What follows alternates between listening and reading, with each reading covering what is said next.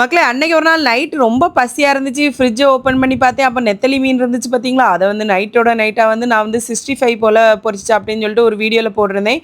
செம்ம டேஸ்ட்டா இருந்துச்சு. இதே போல வச்சு பாருங்க. நெத்தலி மீன் கிடைச்சாலே உங்களுக்கு 65 போட்டு சாப்பிடணும்னு தான் நினைப்பீங்க. அது எப்படி பண்ணலான்னு பார்ப்போம். நெத்தலி மீன் 65 கூட சாப்பிட கிழங்கு தான் துண்டா வச்சுக்கிட்டேன். அது உப்பு போட்டு அவிச்சு வச்சிட வேண்டியதான். 65க்கு வந்து ஃபர்ஸ்ட் வந்து நெத்தலி மீனை சூப்பரா கழுவி எடுத்துக்கணும்.